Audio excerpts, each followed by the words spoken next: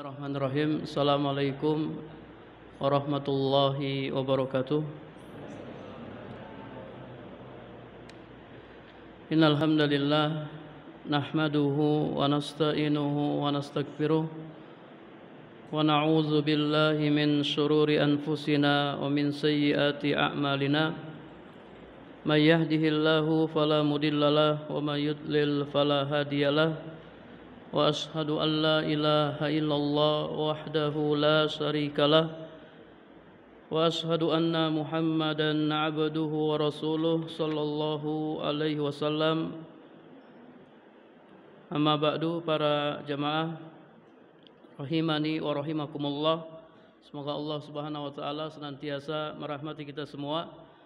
Alhamdulillah kita bertemu kembali dalam kajian Kitab Mulakhas Fikih, ya, ringkasan fikih karya Dr. Shalih bin Fauzan bin Abdullah Al-Fauzan. Kita masih membahas muqaddimah yang disampaikan oleh penulis. Kata penulis hafizallahu ta'ala, fawajibun alaika ya akhi al-muslim liyakuna amaluka sahihan an tata'allama ma yastaqimu bihi dinuka. Wahai saudaraku, seorang muslim, supaya amalmu benar, maka wajib bagimu untuk mempelajari apa yang bisa meluruskan agamamu. Min sholatika wa saumika wa hajjika, baik itu salatmu, puasamu maupun hajimu. Ya, supaya salat kita benar, puasa kita benar, haji kita benar, kita harus belajar. Wa tata'allam ahkama zakati malika, dan mempelajari hukum-hukum zakat hartamu. Wa kadzalika tata'allam min ahkamil muamalat ma tahtaju ilaihi. Demikian pula mempelajari hukum-hukum muamalah yang kamu butuhkan. Lita'khudha minha ma abahullahu laka, supaya kamu bisa mengambil darinya apa yang Allah halalkan bagimu. Wa tatajannaba minha ma harramallahu alaika, dan menjauhi apa yang Allah haramkan bagimu. Jadi ada muamalah-muamalah yang halal dan ada muamalah-muamalah yang haram. Yang halal kita ambil dan yang haram kita jauhi. Liyakuna kasbuka halal wa ta'amuka halal litakuna mujaba da'wati, supaya hasil usahamu halal, makanan dan makananmu halal,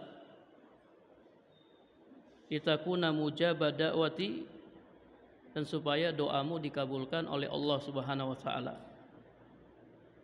Ternyata pelajari ahkam muamalah, hukum-hukum muamalah itu penting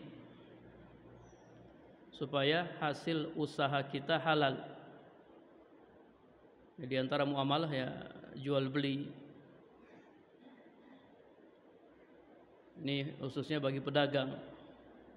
Jika mau berdagang, berbisnis, hendaknya mempelajari hukum-hukum jual beli supaya dia bisa melakukan jual beli yang dibolehkan dan meninggalkan jual beli yang dilarang. Kalau hasil usahanya halal, makanannya halal, maka doanya dikabulkan oleh Allah Subhanahu wa taala. Ingat, di antara penghalang terkabulnya doa adalah mengkonsumsi hal-hal yang haram. Ketika Nabi sallallahu alaihi wasallam menyebutkan seseorang yang yutilus safar, dia melakukan perjalanan yang panjang, safar yang panjang, Ingat, musafir itu doanya dikabulkan. Antum kalau safar, antum banyak-banyak berdoa. Karena doa musafir mustajab, dikabulkan oleh Allah Subhanahu wa taala. Yamuddu yadayhi ilas sama. Si musafir ini dia angkat kedua tangannya ke langit, dia berdoa. Ya Rabbi, ya Rabbi, wahai Rabbku, wahai Rabbku. Wa mat'amuhu haram, wa malbasuhu haram, wa ghudhiya bil haram. Namun makanannya haram, pakaiannya haram, dan dia hidup dari hal-hal yang diharamkan. Maka bagaimana bisa Allah Subhanahu wa taala mengabulkan doanya? Allah tidak akan mengabulkan doanya karena mengkonsumsi hal-hal yang diharamkan. Ya, jadi pelajari ahkam muamalah ini penting. Kullu zalika mimma tamussu hajatuka ila ta'allumihi. Semua ini termasuk perkara yang butuh kamu pelajari. Wa huwa mausurun biiznillahi ta'ala mata sahhat azimatuka wa soluhat niyatuka. Dan semua ini mudah dengan izin Allah selama niatmu benar. Kita jangan mengatakan, Ustaz, banyak sekali yang harus saya pelajari. Saya ini mahasiswa, ya sudah belajar di kampus, masa saya harus pelajari hal-hal seperti ini? Banyak sekali, pelajari hukum-hukum ibadah, hukum-hukum muamalah. Banyak sekali, Ustaz. Susah, Ustaz. Kata penulis, wa huwa mausurun biidnillah, mudah. Insyaallah mudah dengan izin Allah Subhanahu wa taala selama niat kita benar.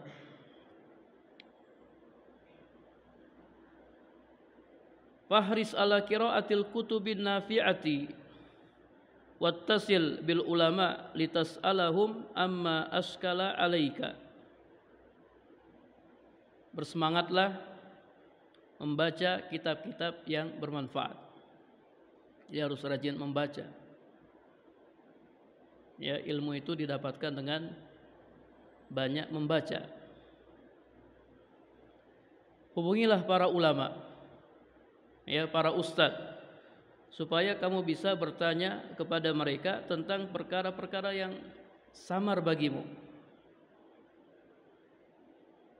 Allah Subhanahu wa taala dalam Al-Qur'an memerintahkan kita untuk bertanya. Fas'alu ahla dzikri in kuntum la ta'lamun. Bertanyalah kepada orang-orang yang mengetahui jika kamu tidak mengetahui.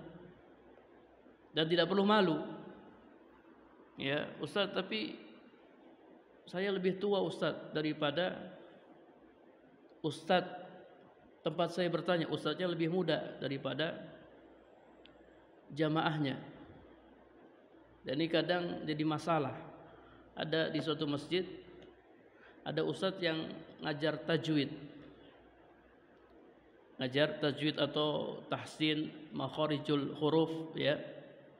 Jamaahnya bapak-bapak dan ibu-ibu, sementara yang ngajar masih muda. Sehingga ketika disuruh baca surat Al-Fatihah, ternyata masih ada yang salah. Dibenerin sama ustadznya ini, ada sebagian jamaah yang tidak terima. Masa saya dibenerin sama ini ustadz yang masih muda, anak kemarin sore katanya. Akhirnya tidak beberapa lama kajiannya bubar. Ya, kajiannya bubar. Tidak perlu malu.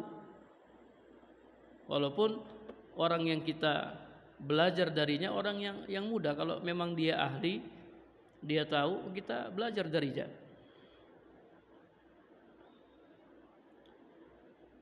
Wa tatalaqu anhum ahkama dinika, dan supaya kamu bisa mengambil dari mereka hukum-hukum agamamu. Kemarin sudah kita sampaikan, hendaknya kita selektif, ya, dalam memilih guru, dalam memilih ustadz. Jangan sampai kita memilih ustadz-ustadz yang menyimpang akidahnya dan manhajnya. Wa kadzalika 'alaika an tu'na bihudurin nadawat wal muhadarat ad-diniyah allati tuqamu fil masajid wa ghairiha. Demikian pula hendaknya engkau perhatian untuk menghadiri kajian-kajian dan muhadharah diniyah yang diadakan di masjid maupun di tempat-tempat lainnya. Di samping rajin baca, juga rajin datang ke kajian-kajian. Wa tastami ilal baramij diniyah minal idzaah. Kemudian mendengar acara-acara keagamaan yang disiarkan di radio. Sekarang sudah banyak ya radio-radio yang Masya Allah menyiarkan acara-acara keagamaan. Atau televisi, TV, Masya Allah sekarang banyak sekali TV yang menyiarkan acara-acara keagamaan. Wa taqra majallat diniyah wan nasarat allati tu'na bimasailid din. Membaca majalah-majalah diniyah dan buletin-buletin yang membahas permasalahan keagamaan. Fa idza harista wa tatabba'ta hadhihi rawafid al khairiyah namat ma'lumatuka wastanarat basiratuka. Apabila engkau bersungguh-sungguh mengikuti faktor-faktor pendukung yang baik ini, bersungguh-sungguh mengikuti perkara-perkara ini, rajin baca, rajin datang ke kajian, rajin mendengarkan acara-acara keagamaan yang disiarkan di radio atau di televisi, rajin membaca majalah-majalah keagamaan, buletin-buletin, maka pengetahuanmu atau wawasanmu akan bertambah. Pengetahuan atau wawasanmu akan bertambah. Wastanarat basiratuka, dan akan semakin terang basirahmu.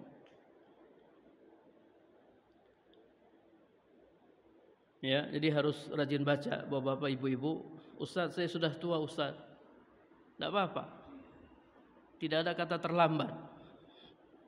Tidak ada kata terlambat untuk mempelajari agama ini. Wala tansa ya akhi annal ilma yanmu wa yasku ma'al amal. Kemudian jangan lupa wahai saudaraku bahwasanya ilmu itu bisa bertambah dan berkembang dengan diamalkan. Ilmu bisa bertambah dan berkembang dengan diamalkan. Fa iza alimta bima alimta zadakallahu ilma. Apabila engkau mengamalkan ilmumu, maka Allah Subhanahu wa taala akan menambahnya. Masya Allah, mengamalkan ilmu, Allah akan nambah ilmu kita.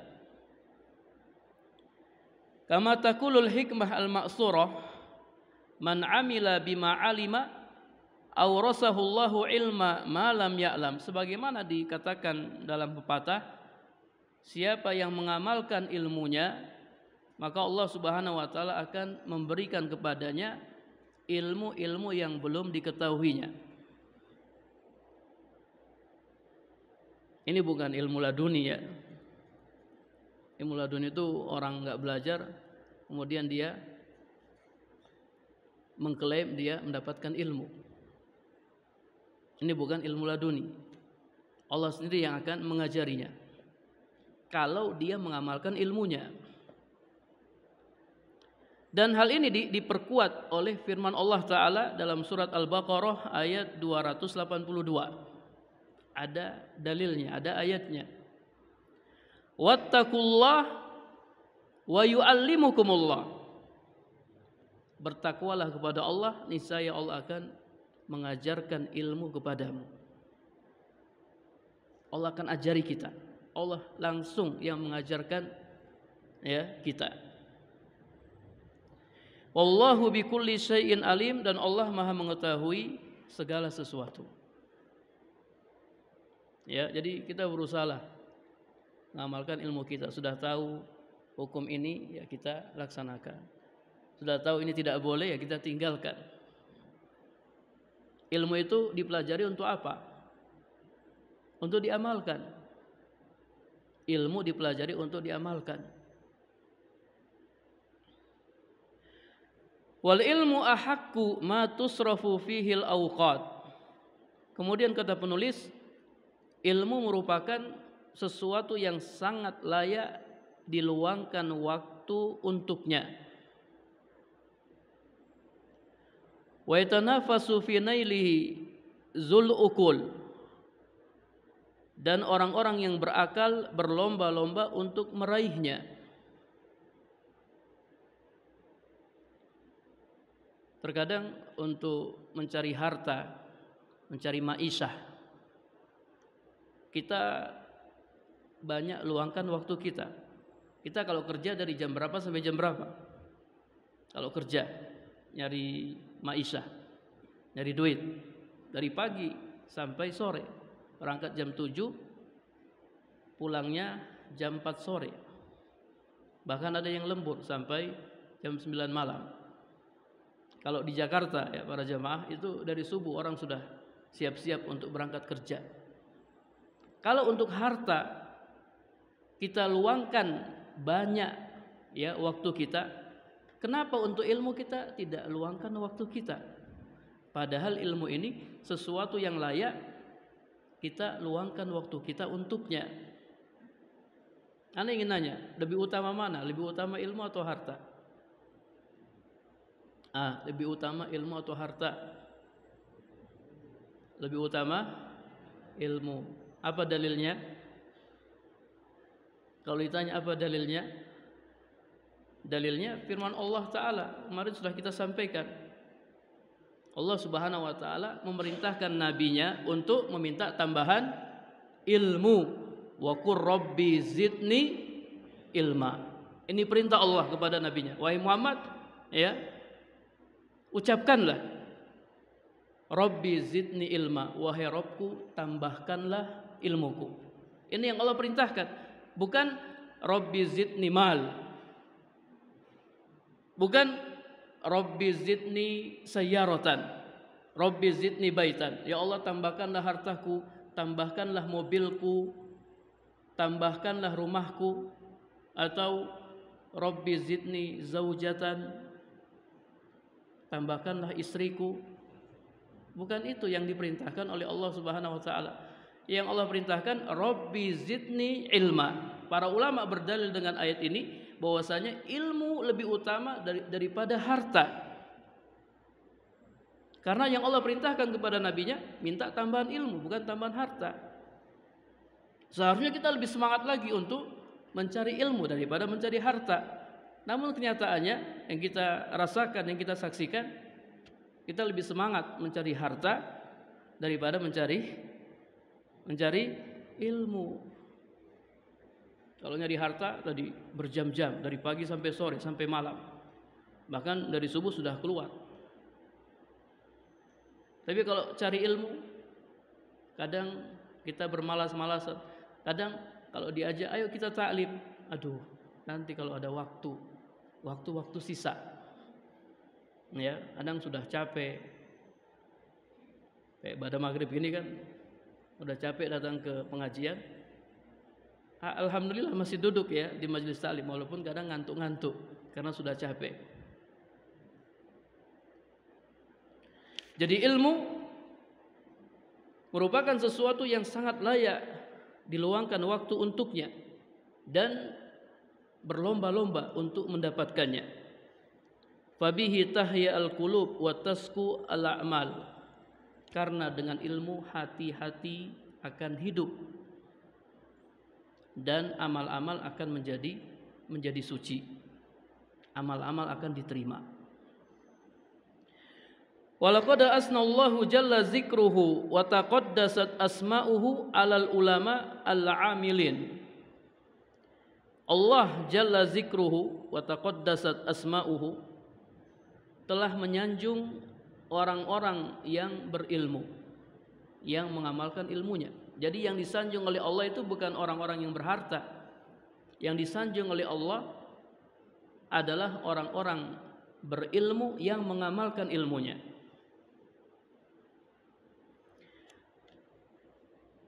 Wa rafa'a min sa'nihim fi kitabihi al-mubin. Allah angkat kedudukan mereka dalam Al-Qur'an.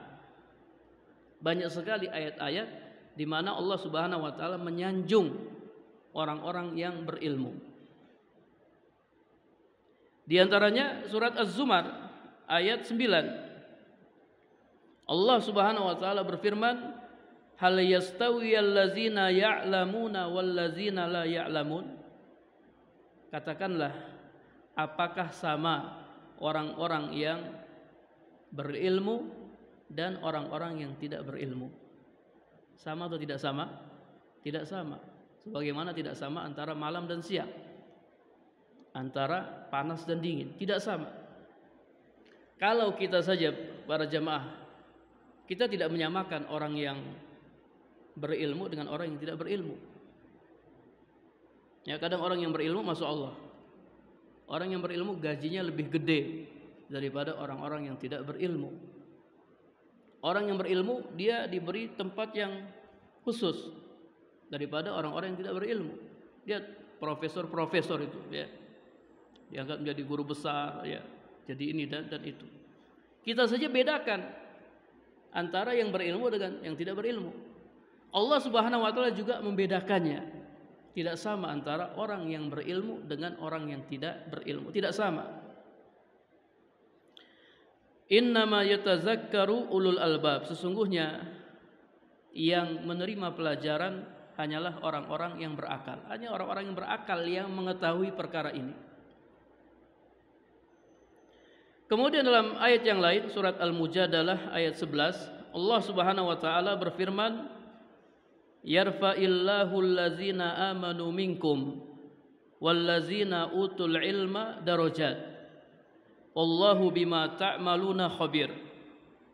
Allah Subhanahu wa taala mengangkat orang-orang yang beriman di antara kalian dan orang-orang yang berilmu beberapa derajat. Kata para ulama, orang yang beriman diangkat derajatnya. Orang yang beriman dan berilmu lebih diangkat derajatnya. Sehingga apa? Kedudukan orang yang beriman dan berilmu ini lebih tinggi di sisi Allah daripada orang-orang yang hanya sekedar beriman saja. Allahu bima ta'maluna khabir, dan Allah mengetahui apa yang kalian kerjakan. Fabayyana subhanahu wa ta'ala mizatal lazina utul ilmi au utul ilma al-muqirruna bil iman. Dalam ayat ini Allah Subhanahu wa taala menjelaskan keistimewaan orang-orang yang berilmu dan beriman.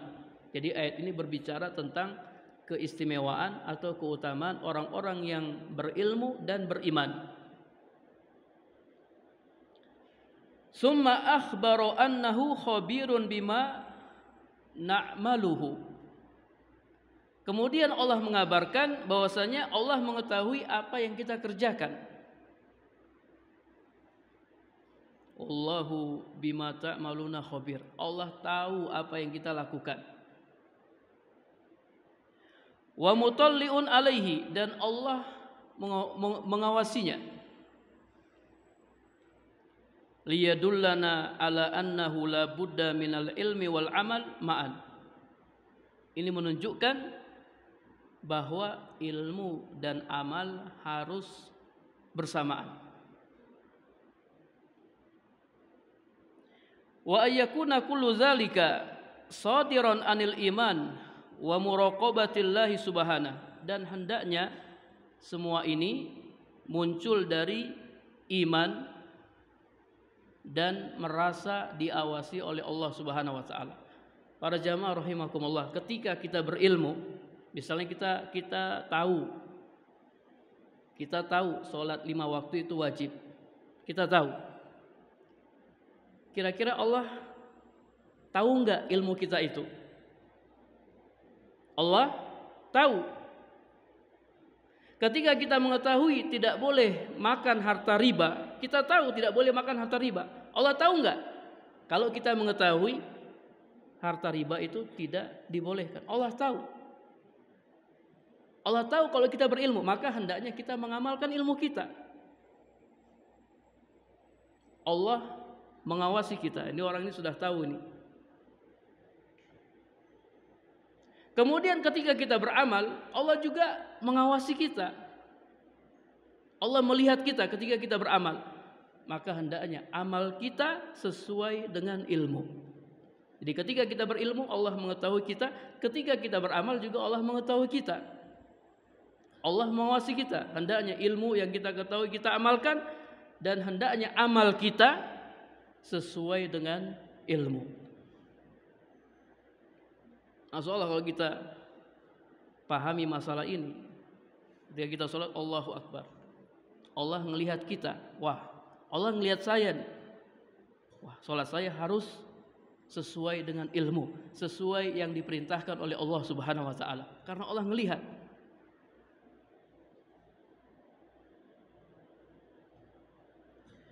Wa nahnu amalan biwajibit ta'awuni 'alal birri wat taqwa sanuqaddimu laka bihaulillahi min khilal hadzal kitab ba'dal ma'lumat minar rasid al-fiqhi alladzi istanbatahu lana ulama'una wa dawwanuhu fi kutubihim.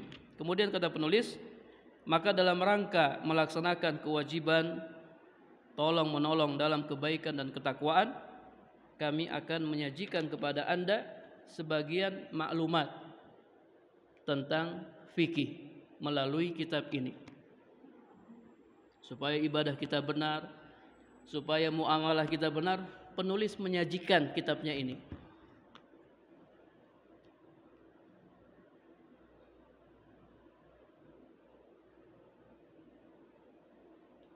Sanuqaddimu laka ma tayassara min zalik. Kami akan menyajikan kepada Anda ma tayassara min zalik dengan bahasa yang mudah. Masyaallah, ini mulahos fikih. Mulahos itu artinya ringkasan. Ringkasan fikih. Ringkasannya sudah tebal seperti ini ya. Ini ringkasannya nih. Ringkasan fikih. Dan penulis beliau menyampaikan ya setiap materi dengan penyampaian yang mudah dipahami dengan disertai dalil-dalil dari Al-Quran dan Sunnah, bukan dari pendapat beliau pribadi, tapi berdasarkan Al-Quran dan Sunnah. La'allahu yakunu dafi'an laka alal istifadati wal istizadati minal ilmin nafi. Mudah-mudahan hal ini menjadi pendorong atau motivasi bagimu untuk mengambil faedah dan menambah ilmu yang bermanfaat.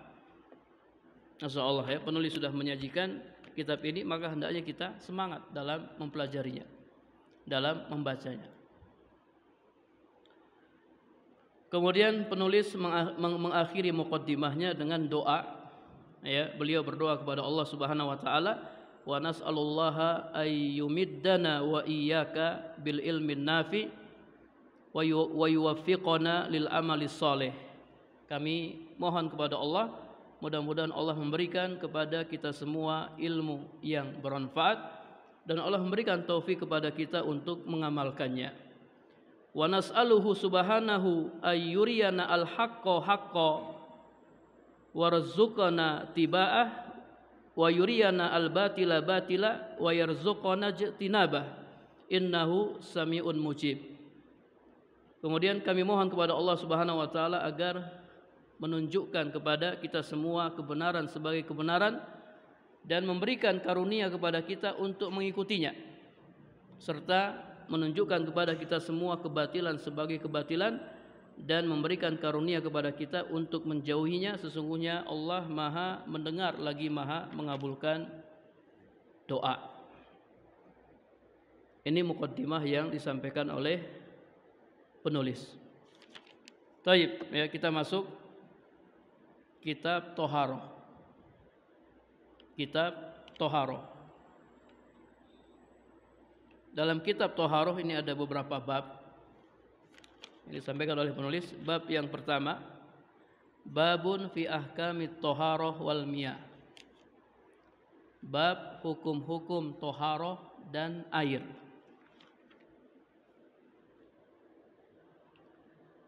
Kita langsung masuk pembahasan yang pertama, bab hukum-hukum thaharah dan air.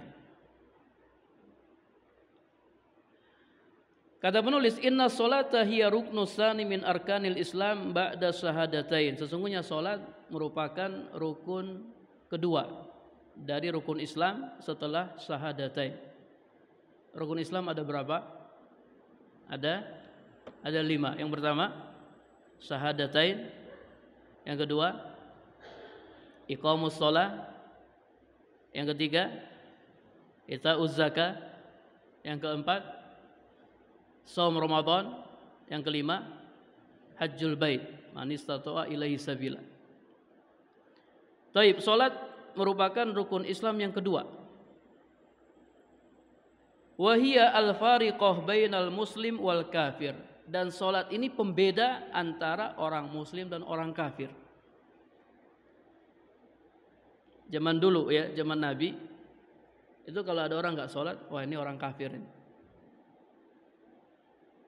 Ya, dia menjadi pembeda antara yang muslim dan kafir. Kalau zaman sekarang banyak orang muslim yang tidak sholat.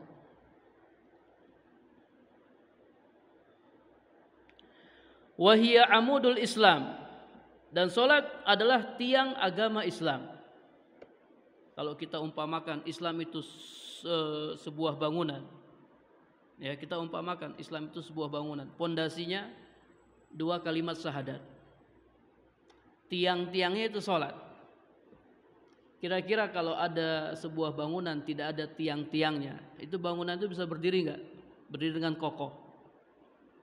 Enggak ada tiang-tiang. Bangunan itu akan roboh. Maka bangunan Islam yang tidak ada sholatnya akan rubuh. Akan rubuh. Wa awwalu ma yuhasabu anhu al-'abdu. Dan salat merupakan amalan pertama, amalan hamba pertama yang akan dihisab. Jika salatnya benar dan diterima, maka amal-amal yang lain diterima. Jika salatnya tidak benar, salatnya ditolak, maka amal-amal yang lain akan ditolak. Masya Allah. Jadi yang pertama kali dihisab ini salatnya. Lihat dulu salatnya nih. Kalau salatnya benar diterima, maka ya amalan-amalan lain diterima. Tapi kalau salatnya tidak benar ditolak, maka amalan-amalan yang lain ditolak. Waqad zukiratis salatu fi mawatin katsiratin minal Qur'anil Karim ala sifatin mutanawwi'atin. Dan salat di dalam Al-Qur'an disebutkan di banyak tempat dengan sifat-sifat yang mutanawwi'ah, yang bermacam-macam. Coba buka Al-Qur'an. Banyak sekali ayat-ayat yang berbicara tentang salat. Terkadang Allah Subhanahu wa taala memerintahkan untuk mendirikannya. Terkadang Allah Subhanahu wa taala menjelaskan keistimewaannya. Terkadang Allah menjelaskan pahalanya. Terkadang Allah gandengkan salat dengan sabar. Wasta'inu bis-sabri was-shalah. Allah gandengkan isti'anah dengan Allah gandengkan salat dengan sabar. Dan Allah memerintahkan untuk isti'anah, minta tolong kepada Allah dengan salat dan sabar. Alas syada'id, ya, atas segala kesusahan atau malapetaka, minta tolong kepada Allah dengan salat dan sabar. Ini kalau kita sedang ditimpa malapetaka, minta tolong kepada Allah dengan melaksanakan salat dan sabar. Kemudian salat merupakan penyejuk hati Rasul sallallahu alaihi wasallam fi hazihi dunya, di dunia ini. Fahiya hilyatun nabiyyin wa syiarus sholihin. Ia merupakan perhiasan para nabi, syiar orang-orang soleh. Wa hiya silatun bainal abdi wa baina rabbil alamin. Dan salat merupakan ya amalan yang menghubungkan antara seorang hamba dengan Rabb-nya. Wa hiya tanha 'anil fahsya'i wal munkar. Dan salat bisa mencegah dari perbuatan keji dan mungkar. Inna sholata tanha 'anil fahsya'i wal munkar. Taib, ini kedudukan salat. Manzilatus shalah fid din. Kedudukan salat dalam agama ini, intinya salat mempunyai ya kedudukan yang sangat penting dalam agama ini.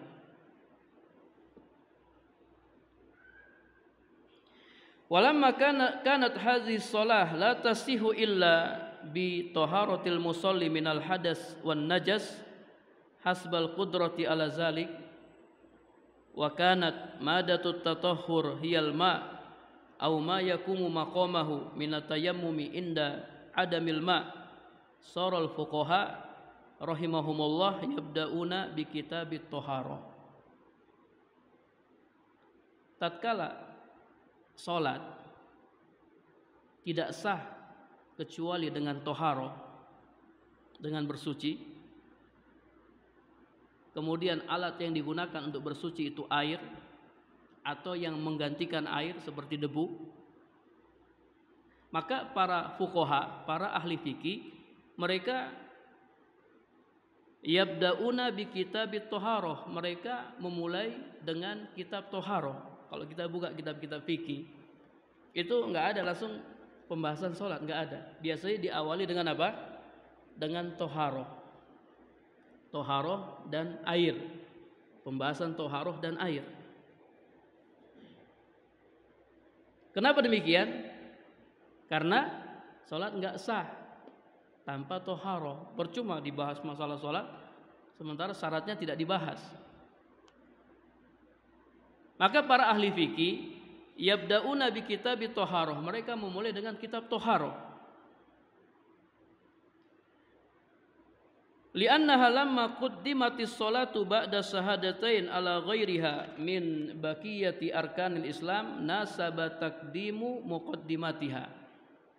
Ya, karena tatkala salat didahulukan setelah dua kalimat syahadat dari rukun-rukun Islam yang lain, maka sangat pas ya, sangat cocok untuk mendahulukan muqaddimah salat.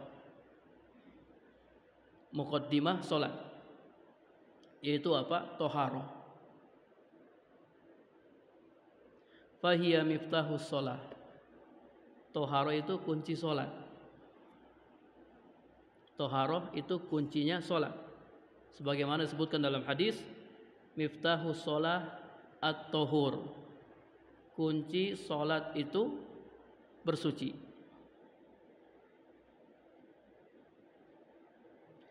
Li'annal hadas yamna'us shalah. Karena hadas menghalangi salat. Orang kalau berhadas dia enggak boleh salat. Hadas menghalangi salat. Maka taharah itu seperti kunci. Taharah itu seperti kunci yang diletakkan pada orang yang berhadas. Dibuka. Ada orang berhadas dikunci dengan gembok.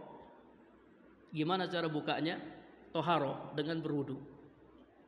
Kalau dia berwudu, maka kuncinya terlepas atau gemboknya terbuka.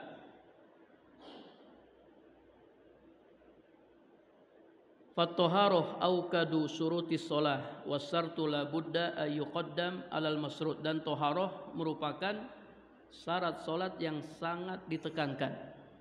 Ingat, syarat salat itu banyak ya. Nanti kita akan bahas syarat-syarat sahnya salat.